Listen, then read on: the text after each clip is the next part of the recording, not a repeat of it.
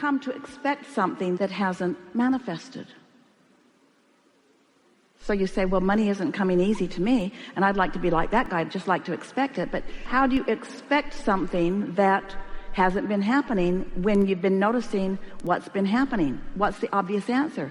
You have to notice a little less what's been happening. You have to stop taking score of what is. You have to find some way to put what is where it belongs.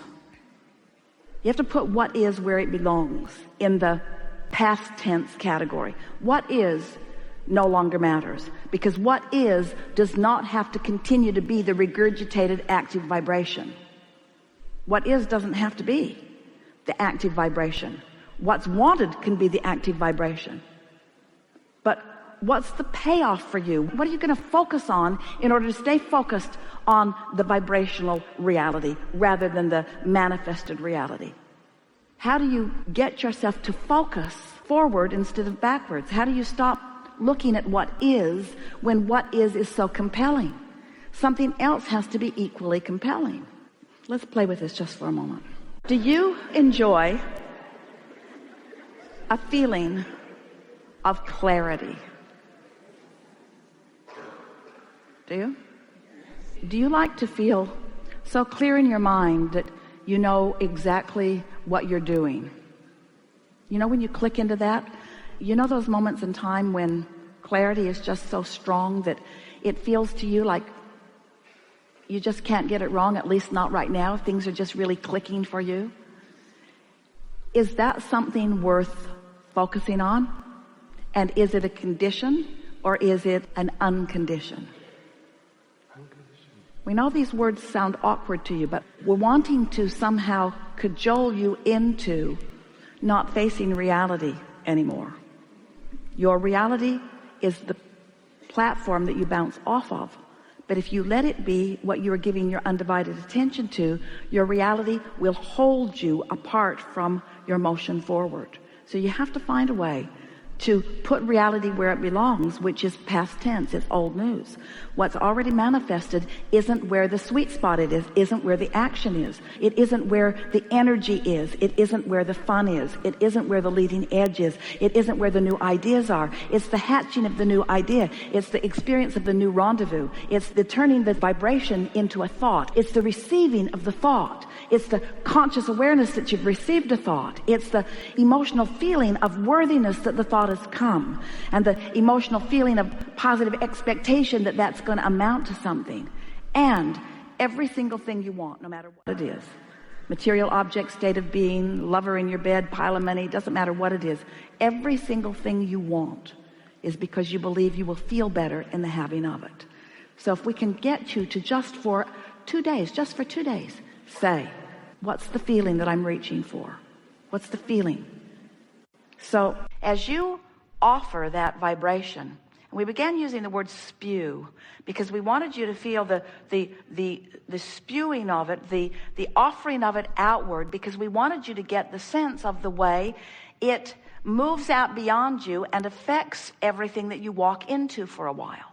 So as you're offering negative comments about your financial state of being, you keep sort of muddying up the waters ahead of you and making it less possible for you to see with any clarity the things that could work out for you. You're muddying up your own water, so to speak. And that if you would stop doing that, the water would clear. And then the other night, Esther was eager to watch that big cap tighten down on the gushing oil in the Gulf. And as she sat there and saw for the first time in a very long time that well no longer offering that oil, Esther remembered this analogy that now it has stopped. The feeling of it dissipating and becoming a non-subject is understandable, isn't it? As long as it was still spewing, it was like you couldn't clean it up fast enough. You couldn't begin to clean it up until it stopped spewing. There just weren't enough boats on the planet, or enough hoses on the planet, or enough containment on the planet. It was just messing the water up faster than anyone could clean it up. And that's what you sometimes do with your negative comments, with your negative beliefs. As they keep coming, you just keep messing up the water. And if you would stop the commentary, it is our promise to you that the natural resources that surround you would clear it. And in that clarity, you will return to who you really are. It's one of the best real-time analogies that has come along for a while, because you can feel that in your own experience. Have you ever had a relationship and you just keep it stirred up? In other words, every time you think of it, you just get mad all over again. And almost as soon as you think of it, you start talking about it, and then you start remembering, and then other things like it start showing up in your experience, and you think, will I ever be rid of this? Is that negative experience going to follow me? Is it going to dog me all the days of my life? And we say, not as soon as you stop talking about it. Not as soon as you stop thinking about it. If you think about, have you ever had, some have, some haven't, men and women both, mostly men, but it happens, a fist fight with someone? Well, they deserved it. We all know they deserved it. But you came to that point where you were actually came to physical blows.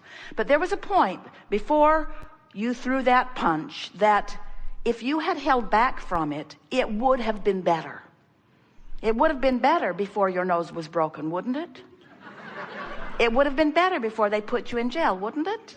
In other words, wouldn't have holding back been better, even though it didn't seem like it in the moment? Thinking back on it, wouldn't have holding back have been better? Have you ever had an argument with someone where you were so right and they thought they were so right, and you were determined to make them understand your rightness, and they were determined to make you understand their rightness, and so you just argued and argued and argued and argued until there was hardly any life left in either one of you? And they didn't understand you, did they? Wouldn't it have been better if you had just held back before you crossed that sensitive line? And so in the same way of holding back from the punches and holding back from the argument, we want you to consider the true power in even stopping earlier in this spewing process, in the setting the tone of what's out there process. We want you to think in terms of what you are vibrationally setting yourself up to be the point of attraction of, because what's active in your vibration is your point of attraction. One day a woman argued with us about that. She said, Abraham, I was driving down a very busy freeway, and just to prove her point to us about how positive she was and how screwy law of attraction was, she said, and I was listening to one of your recordings at the time. Doesn't get any more positive than that. I was listening to your recording, and I was pulled over by a police officer and given a ticket. And we said, what was a ticket for? And she said, not wearing a seatbelt. And we said, what do you think about that? And she said, I think it's absurd. I don't think I should have to wear my seatbelt. I think I was born into the land of the free and the home of the brave, and I think I should be able to be brave enough and free enough to drive around without my seatbelt on. I don't think it's anybody else's business whether I wear a seatbelt or not. I don't know what he thought he was doing, pulling me over. I wasn't causing anyone. She got quite animated quite fast. And it became quite evident that even though she was listening to one of our recordings, she had something unresolved percolating there in her vibrational pattern. And that it's not possible for her to be driving on the freeway without belligerently and rebelliously not wearing her seatbelt. She wasn't just nonchalantly and uncaringly and whimsically not wearing her seatbelt. She was defiantly not wearing her seatbelt. And we said, you were driving along, sending a beam out of the roof of your car that said, pick me, pick me, pick me, pick me. You want trouble? I'll give you trouble. And here's this policeman. He is actually in a much better state of mind than she was. He was out trolling for revenue.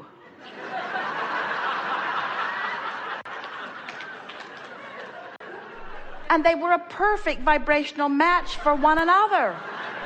Law of attraction brought them together in the precise way that law of attraction always does. It was perfect co-creation. Co-creation at its very best, really. So what we want to say to you, well, you hear it. We want you to gather from all of that you are offering signals all the time. And sometimes your signal matches with unwanted things. And sometimes your signal matches with wanted things. And when the signal that you're offering really resonates with the wholeness of who you are, you feel wonderful. But even more important, well, there is nothing more important than feeling wonderful, but even more evident is manifestations have to match that signal of alignment. They just have to. You can't get something unwanted when you are tuned in, tapped in, turned on with who you are. You just can't. Now, she wanted us to believe that. I was listening to a good feeling recording. We said, that's like putting a happy face sticker on your empty gas gauge just because it bothers you to see the tank empty. Now you've got a happy face sticker on it. It's not so troublesome, but it won't keep you from running out of gas. And the same thing is true of your vibrational patterns. In other words, we want you to become more aware of what you're offering vibrationally.